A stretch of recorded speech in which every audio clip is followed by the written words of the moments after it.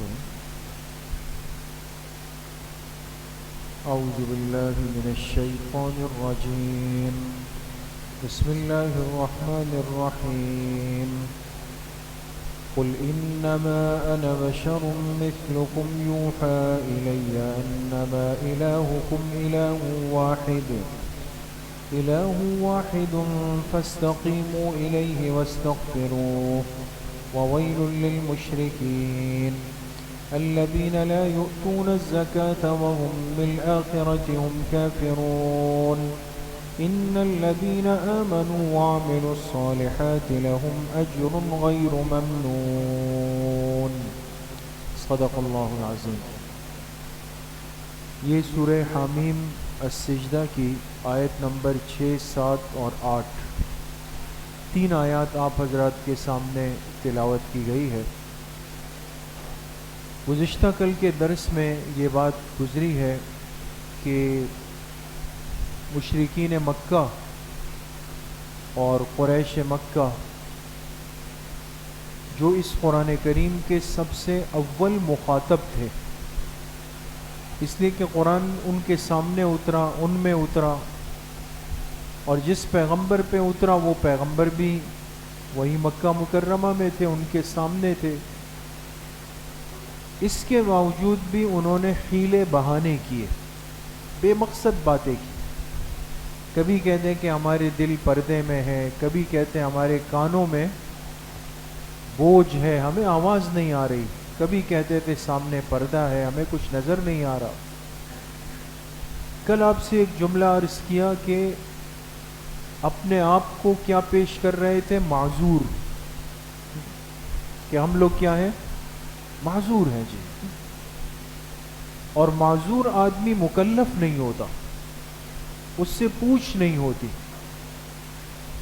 تو کوئی یہ کہے کہ جی مجھے یہ چیز نظر ہی نہیں آ رہی تو میں کیسے دیکھوں، مجھے یہ چیز سنائی ہی نہیں دے رہی تو میں کیسے سنوں، مجھے یہ چیز سمجھ ہی نہیں آ رہی تو میں اس کو کیسے قبول کروں. نہ ہمارے دل کام کرتے ہیں، نہ ہمارے کان کام کرتے ہیں، نہ ہماری آنکھیں کام کرتی ہیں.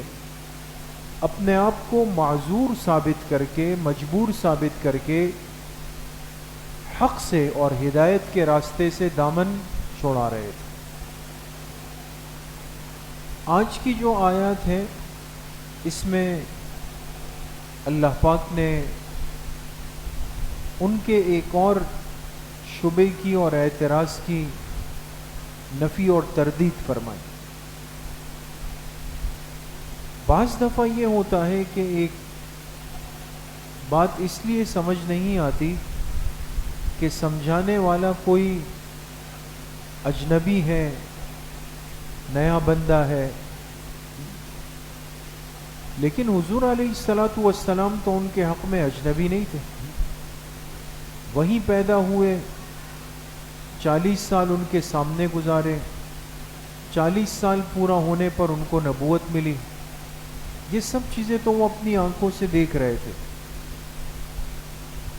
تو اللہ پاک نے حکم دیا آپ علیہ السلام کو کہ آپ ان سے کہہ دیجئے کہ تمہیں میری بات سمجھنے میں کیا رکاوٹ ہے؟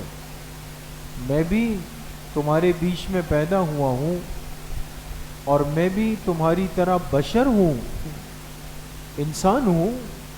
میں کوئی فرشتہ تو نہیں ہوں، نورانی مخلوق، کہ انسان فرشتے کے ساتھ نہیں بیٹھ سکتا، اس لیے کہ فرشتہ نور سے بنا ہوا، بشر خاک سے بنا ہوا ہوتا ہے. لیکن اس خاک سے بنے ہوئے بشر کو مقام نبوت مل سکتا ہے، اور نور سے بنے ہوئے فرشتے کو مقام نبوت نہیں مل سکتا. اور مقام نبوت بہت اعلیٰ ہے. تمام فرشتے مل جائیں تو انبیاء کا مقابلہ نہیں کر سکتے. تو ان آیات میں حضور علیہ السلام نے ان لوگوں کے ساتھ اپنے ایک تعلق کی کیفیت بیان فرمائی. ترجمہ غور سے سنیں. قل انما انا بشر مثلکم، اے میرے حبیب صلی اللہ علیہ وسلم آپ کہہ دیجئے بے شک میں تو بشر ہوں تمہاری طرح. یعنی جیسے تم بشر ہو میں بھی بشر ہوں، انسان ہوں۔ فرق کیا ہے؟ یوحا الیہ، لیکن مجھ پر وحی اتاری جاتی ہے۔ میں بشر تو ہوں لیکن عام بشر نہیں، مجھ پر وحی اتاری جاتی ہے۔ کون سی وحی؟ کہ انما الہکم الہ واحد، کہ بے شک تم سب کا معبود برحق وہ ایک ہی ہے۔ فاستقیموا الیہ، لہذا تم سب کے سب اپنا رخ اسی ایک اللہ کی طرف سیدھا کر لو۔ واستغفروا، اور اگر آج تک تم سے کوئی گناہ، نافرمانی، کفر، شرک ہوا، توبہ کر لو، استغفار کر لو، اللہ معاف کر دیں گے۔ وویل للمشرکین، اور ہلاکت ہے اس طبقے کے لیے جو شرک کرنے والے۔ اب مشرکین کون ہیں؟ اللہ پاک نے ان کے بارے میں دو باتیں ذکر فرمائیں۔ الذین لا یؤتون الزکاۃ، فرمائے مشرکین وہ ہیں جو زکوٰۃ ادا نہیں کرتے۔ وہم بالآخرۃ ہم کافرون، اور مشرکین وہ ہیں جو آخرت کا انکار کرتے ہیں۔ ان الذین آمنوا وعملوا الصالحات، باقی جو لوگ ایمان لائے، نیک اعمال کیے، لہم اجر غیر ممنون، ان کے حق میں تو ایسا اجر ہے جو کبھی ختم نہیں ہوگا، نہ ختم ہونے والا اجر ان کو دیا جائے۔ پہلی بات تو آج کے درس میں وہ آپ علیہ الصلاۃ والسلام کے مقام اور مرتبے سے متعلق ہے، جس پر پہلے بھی کئی آیات میں تذکرہ ہوا ہے کہ جتنے بھی انبیاء علیہم الصلاۃ والسلام دنیا میں تشریف لائے، سب انبیاء دائرہ بشریت میں تھے، یعنی انسان تھے، وہ فرشتے بھی نہیں تھے، وہ جنات بھی نہیں تھے، بلکہ تمام انبیاء علیہم الصلاۃ والسلام کی بعثت وہ کن میں ہوئی؟ انسانوں میں ہوئی، اور ان کی ولادت ہوئی، وہ پیدا ہوئے، ان کے والدین تھے، ان کی رشتہ داریاں تھیں، ان کے نکاح ہوئے، انہوں نے رزق حلال کی فکر کی، کمایا بھی اور امت کو چلایا بھی۔ یہ سارے کام ایک انسان کے لائق ہے، فرشتے کے نہیں۔ تو حضور علیہ الصلاۃ والسلام بھی بشر تھے، لیکن یہاں یہ بات یاد رکھیں کہ جب یہ عقیدہ ذکر ہوتا ہے کہ انبیاء علیہم السلام بشر ہے اور آپ علیہ الصلاۃ والسلام بھی بشر تھے، اس سے بعض دفعہ یہ ایک غلطی، ایک مغالطہ لگ جاتا ہے کہ نعوذ باللہ ثم نعوذ باللہ کہ ہم نے پیغمبر کو مقام اور مرتبے میں اپنے جیسا انسان مان لیا۔ ایسا نہیں ہو سکتا۔ پیغمبر علیہ الصلاۃ والسلام کے پیر مبارک سے لگا ہوا جو ایک مٹی کا ذرہ ہے، پوری امت مل جائے وہ بھی اس کے برابر نہیں ہو سکتا، اتنا اعلیٰ درجہ ہے اس کا۔ انبیاء بشر ہے بشمول آپ علیہ الصلاۃ والسلام کے، لیکن عام بشر نہیں، اعلیٰ بشر ہے، بشریت کے اعلیٰ مقام پر، اعلیٰ مرتبے پر اللہ نے ان کو فائز فرمایا۔ عام انسان کے پاس فرشتہ نہیں آتا، وحی نہیں آتی، انبیاء علیہم الصلاۃ والسلام پر وحی بھیجی گئی، ان کے پاس فرشتہ وحی لے کر آیا۔ عام انسان کے بس میں نہیں ہے کہ وہ اللہ سے ہم کلامی کر سکے، اور جبکہ حضور علیہ الصلاۃ والسلام نے اللہ سے ہم کلامی بھی فرمائی، اللہ کا دیدار بھی فرمایا، اللہ سے ملاقات بھی فرمائی، یہ ساری چیزیں۔ تو اس لیے میرے عزیزوں، دوستوں، بزرگوں، عقیدے کو درست رکھیں۔ جس نے یہ کہا کہ انبیاء علیہم السلام بشر تھے، تو خدا نخواستہ کوئی یہ تصور بھی نہیں کر سکتا کہ اس کو اپنے جیسا ایک عام بشر مان لے، بلکہ بشریت کے خاص مقام پر، ایک ارفع مقام پر اللہ پاک نے ان کو فائز فرمایا۔ بات سمجھ گئے دوست؟ ایک بات. دوسری بات یہ فرمائی کہ جو انبیاء پر اور ان کی دعوت پر ایمان نہ لائے اور شرک کی زندگی گزار لے تو ایسے مشرکین کے لیے ہلاکت ہے. یہ بات بھی صاف. پھر اللہ پاک نے مشرکین کی دو علامات ذکر فرمائی. ایک علامت یہ فرمائی کہ وہ زکوٰۃ ادا نہیں کرتے. دوسری علامت یہ ذکر فرمائی کہ وہ آخرت پر ایمان نہیں رکھتے.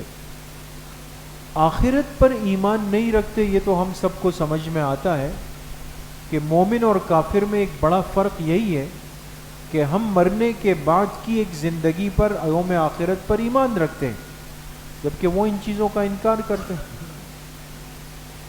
لیکن جو اصل سمجھنے کی جگہ ہے اللہ پاک نے مشرکین کا ایک تعارف کرایا کہ وہ زکوٰۃ نہیں دیتے. اب یہاں ایک سوال اٹھا کہ آیا جو کافر ہے وہ احکامات کے مکلف ہے یا نہیں ہے؟ ذہن کو حاضر رکھیے گا دوستو، آسان سی بات ہے. ہم سب الحمدللہ کلمہ پڑھنے کے بعد مسلمان ہیں، اور جب مسلمان ہیں تو عاقل بالغ ہونے کے بعد ہمیں دن میں کتنی مرتبہ نماز پڑھنی؟ 5 مرتبہ. اور اگر اللہ نے مال دیا تو سال گزرنے کے بعد زکوٰۃ دینی ہے. اور اگر بالغ ہیں، تندرست ہیں، مقیم ہیں تو رمضان کے مہینے کے روزے رکھنے ہیں. اللہ نے اسباب دے دیے، مال جمع ہو گیا، خرچے کی ترتیب بن گئی تو زندگی میں ایک مرتبہ حج کرنا ہے نا.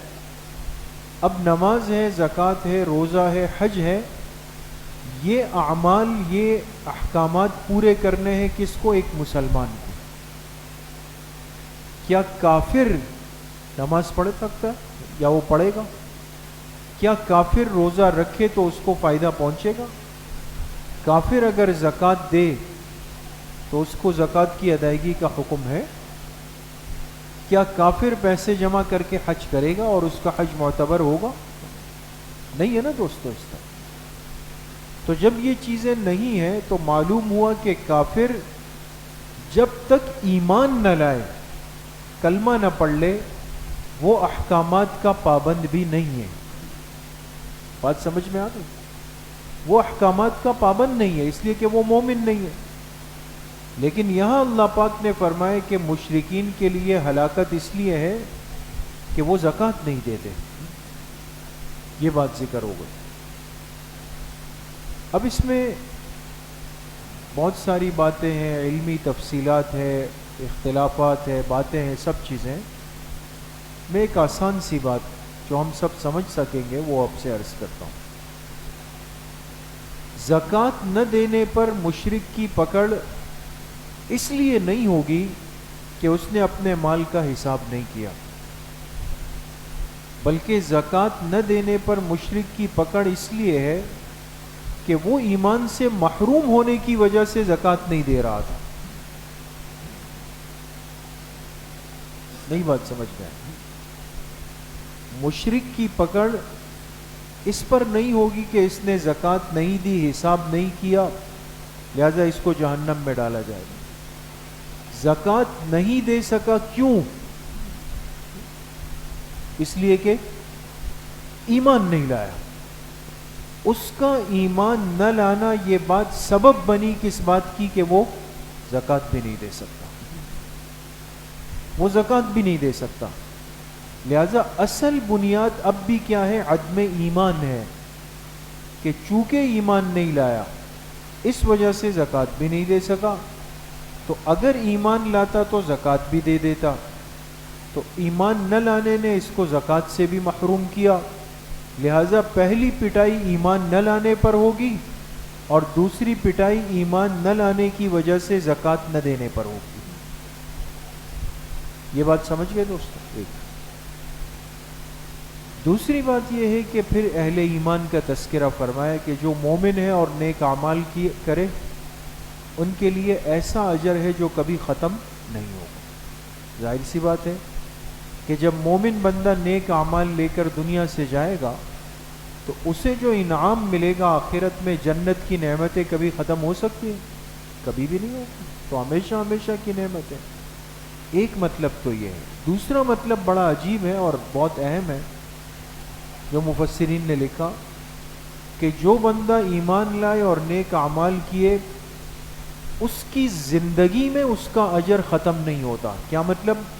بخاری شریف میں روایت موجود ہے کہ جناب نبی کریم صلی اللہ علیہ وسلم نے ارشاد فرمایا، جو مومن بندہ نیک اعمال میں اپنی جوانی گزار دیتا ہے اور یہ بڑھاپے کی عمر میں آ جائے اور بڑھاپے کی وجہ سے بیمار ہوا، اب اعمال میں کمی آ گئی، اب رات کو اٹھ نہیں سکتا، اب نفلی روزے رکھ نہیں سکتا، بہت سارے اعمال جوانی کے کیا ہو گئے؟ کم ہو گئے، تب بھی اللہ پاک فرشتے سے فرماتے اس بندے نے چونکہ جوانی میں ہمت کی ہے اور اس جوانی کو میرے لیے گزار کے یہ بڑھاپے میں آیا ہے، لہٰذا یہ میری غیرت کے خلاف ہے کہ آج یہ بوڑھا ہو گیا، نیک اعمال نہیں کر سکتا، تو ہم اس کا اجر روک دیں، چاہے یہ آرام کرے، چاہے یہ نفلی روزہ نہ رکھے، لیکن جن اعمال کی پابندی اس نے جوانی میں کی، نہ کرنے کے باوجود بھی اس کو بڑھاپے میں اس کا سارا اجر دیا جائے۔ اب یہ سوئے گا بھی، لیکن چونکہ جوانی میں تہجد پڑی تھی تو اس کو اجر ملے گا۔ اب یہ پیر جمعرات کا روزہ نہیں رکھ سکتا، ایام 20 کے روزے نہیں رکھ سکتا، عشرہ ذوالحجہ کے روزے نہیں رکھ سکتا، 15 شعبان کا روزہ نہیں رکھ سکتا، 9-10 محرم کا روزہ نہیں رکھ سکتا، اس لیے کہ دوائیاں کھانی ہے، پانی پینا ہے، 3 ٹائم کھانا کھانا ہے، احتیاط کرنی ہے، لیکن اس نے اپنی جوانی میں سب اہتمام کیا تھا، اب جا کے اس کے نامہ اعمال میں وہ سب لکھا جائے، اس لیے اپنی زندگی کی حفاظت کرنی، اور جتنے اعمال کا موقع اللہ پاک دے اس کو خوب اہتمام سے کرنا ہے، اس لیے کہ جب اس عمر کو ہم پہنچ جائیں گے کہ کچھ بھی نہیں کر سکیں گے، تو اللہ کی قدردان ذات وہ سارے اعمال کا اجر ہمارے نامہ اعمال میں پھر بھی لکھے۔ اللہ پاک صحیح عمل کی توفیق نصیب فرمائے۔ الحمدللہ رب العالمین والصلاة والسلام